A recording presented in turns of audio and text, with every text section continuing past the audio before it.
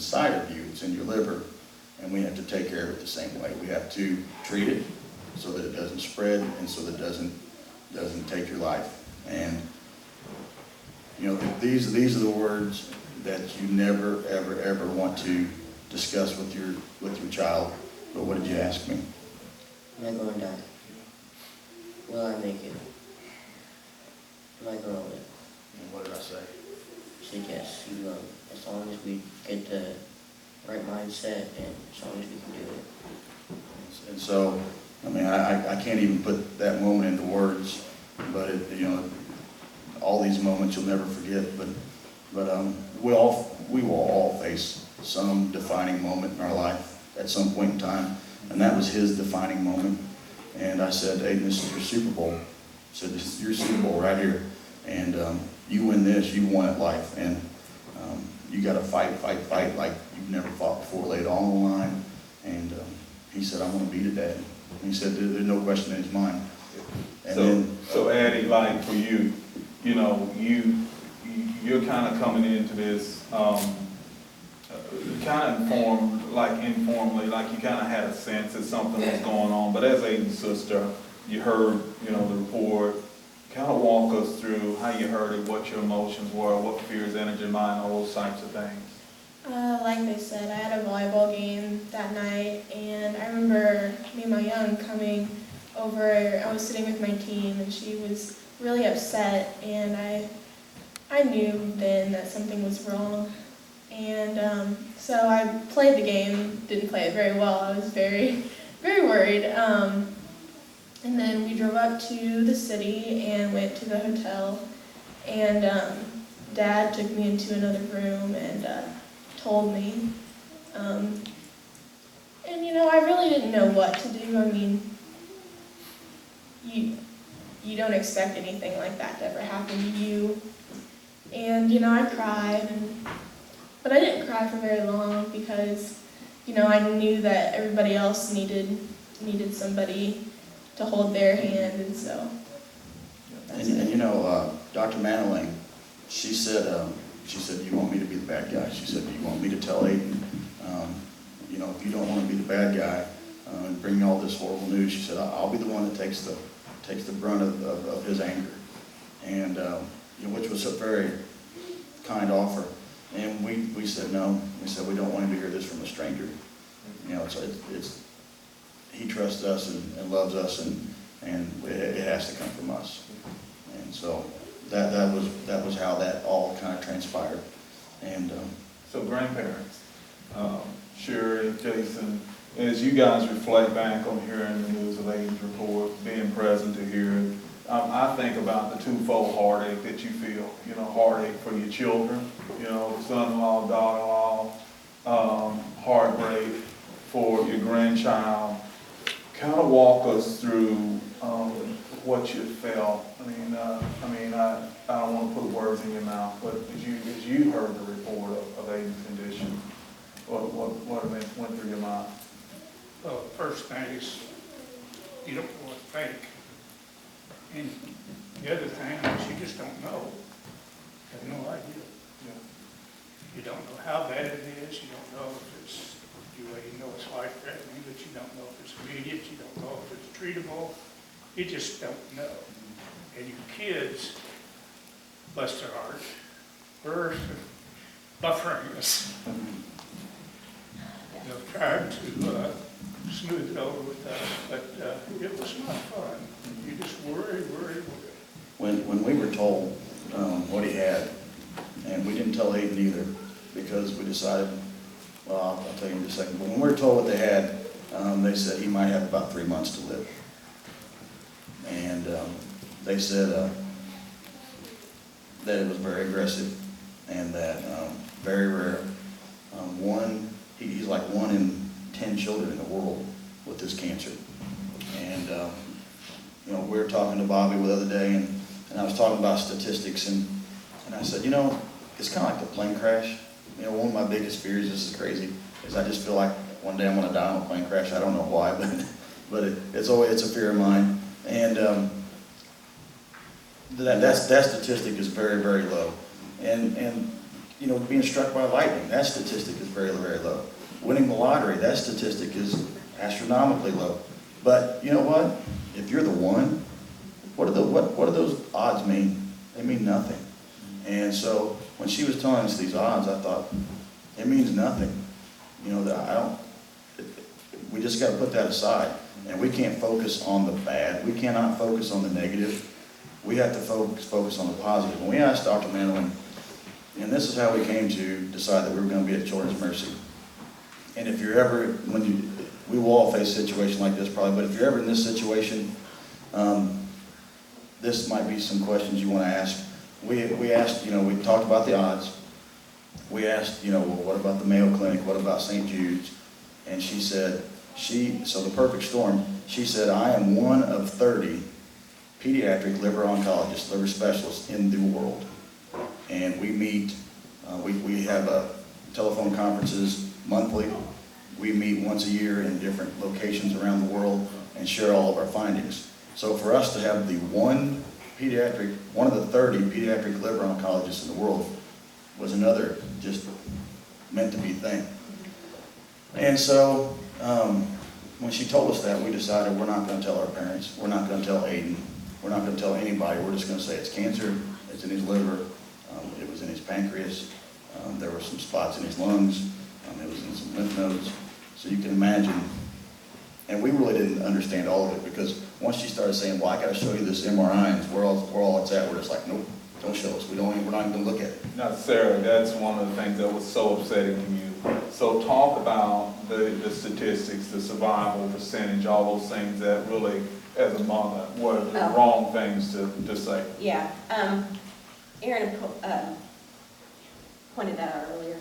We were athletes all through our lives. Our children are, and we've always had that, buck up, suck it up, walk it off, type of attitude.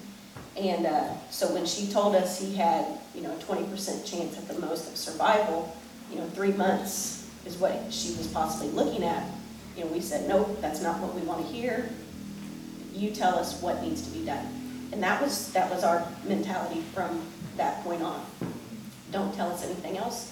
When she came out, when they did the bone scans, we told her, we don't want to know if it's in his bones. You just tell us what we have to do. That's always been how we've always been, and that's how we've raised our kids.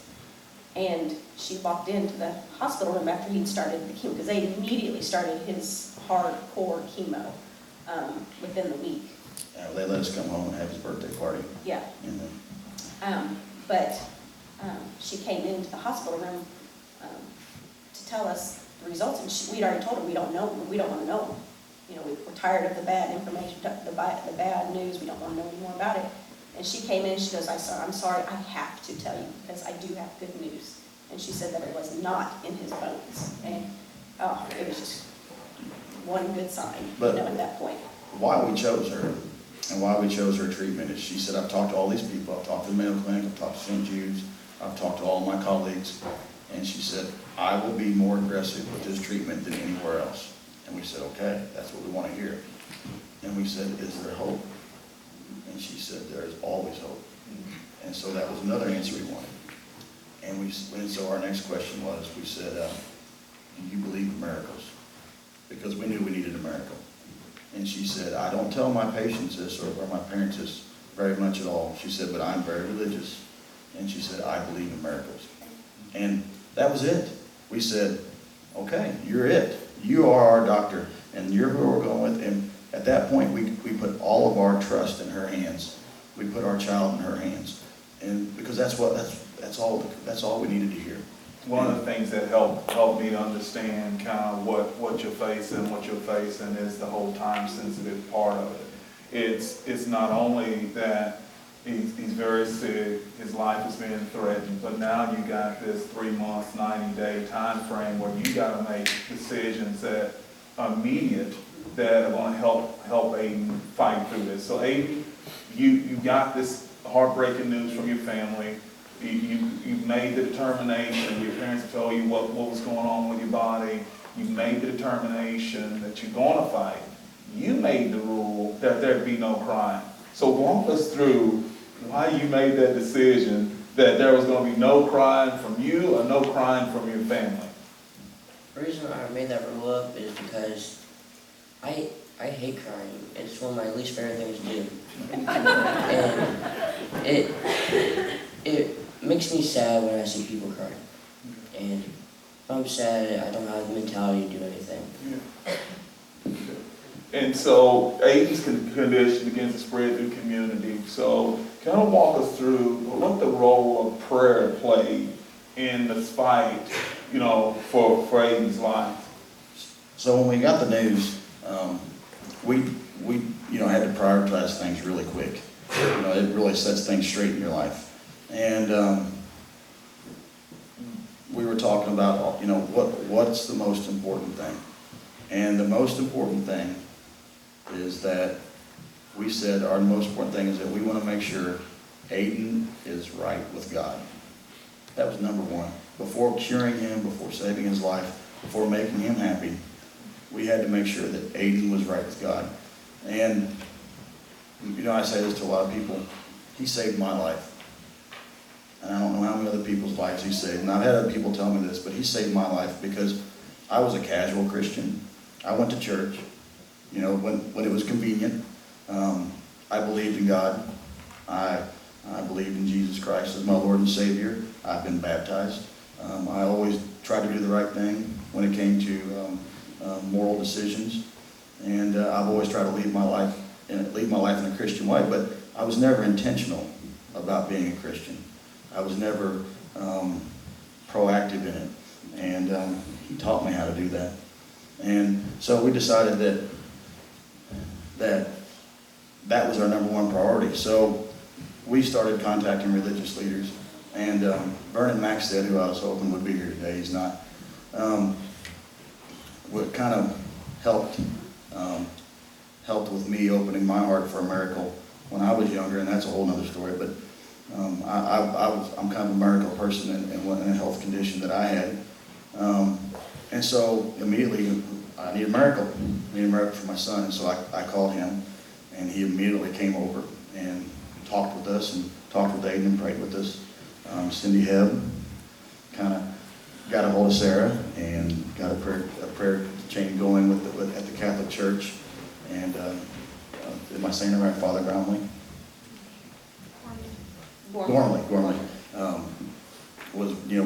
Was active in there, helped us facilitate that, and we've done that every Wednesday from the very beginning, and that's been wonderful, And so, and then out of the blue, here comes Bobby, and that's another story. I'm gonna let Sarah tell that story.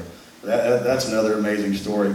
But here came Bobby, and then Connor steps up. Ayden and Connor have always been friends, but I mean, he just jumped on board. There was no holding back. And I'm gonna let him tell it. I'm not gonna steal his thunder either. But we gathered all these religious leaders, and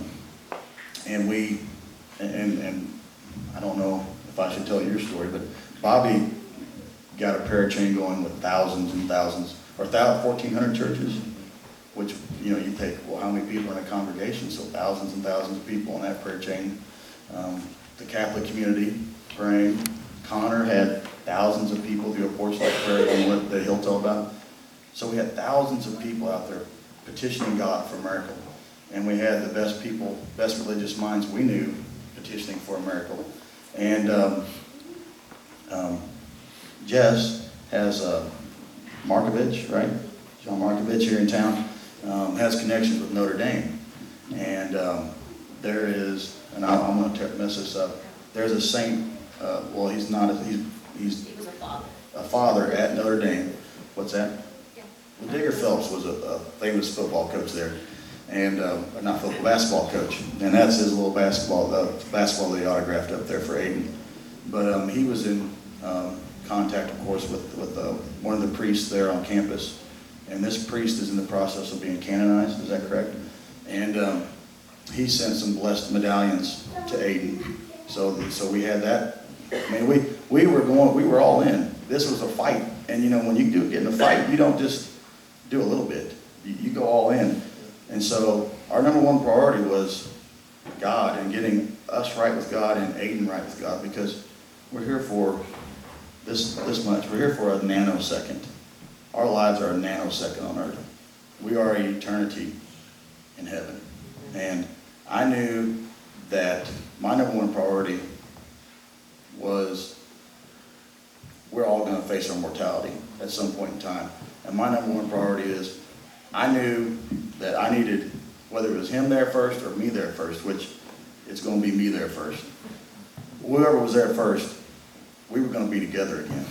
And that was my number one priority, is I wanted to be together with my family again in heaven. And so we put everything else aside to make sure that was right. And we put his medical part, the medical side of this, we just put that in the hands of Dr. Manley, because she already told us there's hope and I believe in miracles. So that wasn't even in our radar. We went straight to the religious side of it.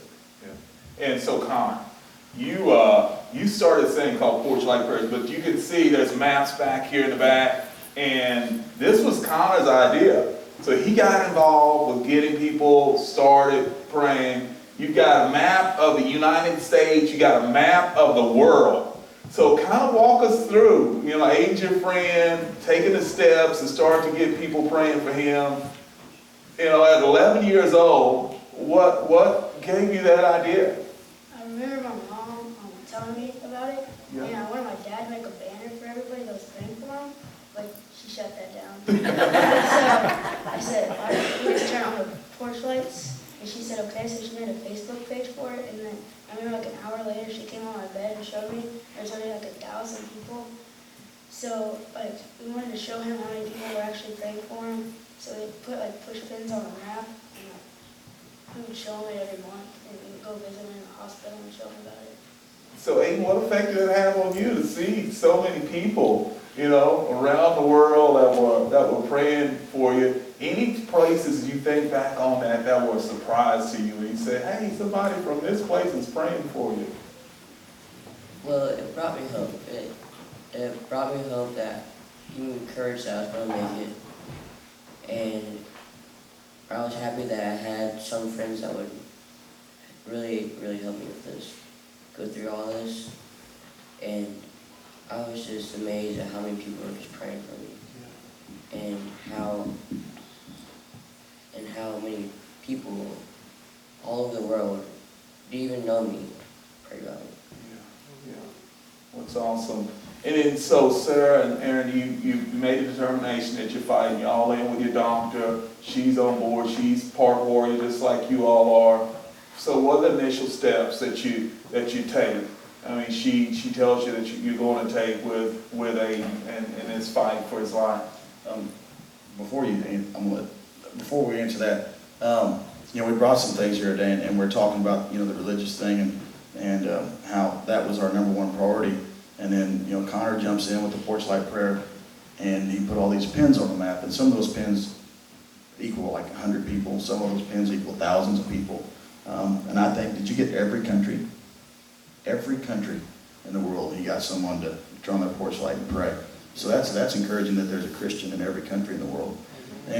But the perfect storm, we talk about the perfect storm. So here's a perfect storm. We have the right religious people in place. We have the prayer chain going. We have the right doctor. And then the community support was amazing. I had no idea. I had no idea. And so we just have some examples up here. The Chiefs sent a football, the Rams sent a football, the Digger Phelps and the medallions. The Vikings had him be honorary captain. His youth football team, they marched over from practice. I walked all the way from practice chanting 92, that was his football number.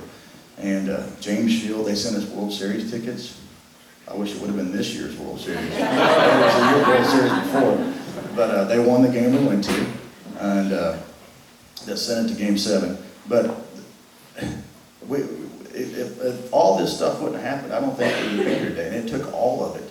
And I hope that we can do this for every child. Not just Ayden, but for every child that has to face this, because it's hard enough on an adult, but a child is devastating. And I don't know if we're going to talk a lot about, besides the community support, but I mean, we had like Northwest Hughesville, they did a fundraiser. And Sacred Heart did a fundraiser. Sherry and Jason's whole crew did, they had the Heinzlers and Parkers, they all did ribs. They sold ribs. And then we had Crystal and Chad and Ellen Lance and all of them did all of these bracelets and stickers and, Jones Brothers Auctions yes, did Jones the Brothers. cattle auction. Yes, he had they sold a cow for us, and the school, if you were to walk through, they were selling Time to Tackle Cancer t-shirts, and so the whole school is in red. I mean, it was My friend Scott Westall had 2 guns donated and did a raffle. And then we have our famous rodeo friend, Tim O'Connell, Yeah. who, helped Ayden out with another situation. I hate to say guns in church, but he likes to shoot. But it was just amazing. And so now we don't have to worry so much about the medical bills. So that's one more worry that's off our mind, that we now have the money to cover, a big part of the medical bills. One other big one was the FFA in Marshall donated, they raised money for another high school kid who actually Darren Martin, who had cancer in his brain, and they actually, when they raised their money, Darren asked that half of it be donated to Ayden. So the FFA, Mr. Plattner came over with some of the FFA members and donated their portion with Darren to us. And I know we're leaving out Oh, I'm sure we're others, out but tons, but but those were some of the big ones. Cups for Cancer, Yeah, Cups for Cancer. But then back to the question, we started in with our treatments, they had and to do the port first. had to put his port in, and so that was, Ayden never had a surgery, so they put this port in, and I said, I was asking about the port, asking all kinds of questions, and that hurt the most. And I said, what side does the port go on? And it's like a contact lens. I won't touch it. It's like a contact lens case, about the size of that they put the needles in to draw blood in to put in the chemo. And they said, we put it on the right side. And I go, this is October when this happened. November's deer season. Here we are with 3 months to live. And I'm thinking, I'm going to make every day the best day of his life. And why don't we do that all the time? Whether we have cancer or not, we should probably do that all the time. And so we were thinking, I'm going to make every day the best day of his life. And I said, can you put that on the left side so he can go deer hunting? And the doctor said, we've never had that question asked before, but she said, sure, I'd like to try that. And we asked if there was any complications, and there wasn't. So, but they put it on his left side so he could go deer hunting, and he got a big one. But we went through we started these treatments, and she said the chemo that we're going to give him would kill an adult. We couldn't handle it as adults. We couldn't handle the amount of chemo that they were going to give him. We call one of them the Red Devil. Yeah, because it has so many horrible side effects. And so here we are, going to this chemo, and you hear stories of how horrible it is, and you just don't know how he's going to respond to it. And you've seen some people go through it, and the struggles they've had, and so you're scared to death. And he just took it like a champ. And so he went through, all total, it was 16 rounds of chemo, but the first 8 were really, really tough. And they just about wiped us out. But it was during that time that I think I was saved, that Ayden's suffering saved me. And you hit a point, and when you're in a struggle like this, where you hit the rock bottom low. He was down to about 90 pounds, and he looked really bad, and I didn't know if he was going to make it. And I was praying to God for a reason, and I think one of the reasons we're doing this today is because I think we have to share his story, and I think that's the right thing to do. But so hopefully we can save somebody, encourage somebody, inspire somebody. But I was running around the track, and it was at the rock bottom moment, I think, in his treatments. I didn't know if he was going to make it, and I'm asking for a reason. I'm begging God to take me instead of him. And I'm running around the track, and I just can't get it straight in my head. And I'm begging God, just take me. My heart starts racing. And I thought, okay, here it comes. And I just started running harder and harder and harder. I thought, take me then. Here I am. I'll be your warrior. Take me up there. I'll be your warrior. Let me lead him there, because I've always protected him. And you always protect your child. And I was a coach in football. I was coaching baseball because I'm protecting him. And I go first. I'm going to make it right for him. I'm going to protect him. I'm going to plow his way to heaven, and I'm going to be there waiting for him so he's not scared. And so I just ran harder and harder and harder, and I said, take me. This is it. Okay, I feel it. Here it is. And I mean, God's Spirit entered my body like that. And I just started weeping. And I've never cried like that before. But I just kept running. And I was like on mile 8. And that's a lot for me. And I was just breathing like it was pure oxygen. But I was crying. And God's Spirit was in me. And I knew at that point, it was just a peace and a calm that came over me. And I quit asking those questions, because I knew at that point in time, it was going to be all right. No matter what happened, it was going to be all right.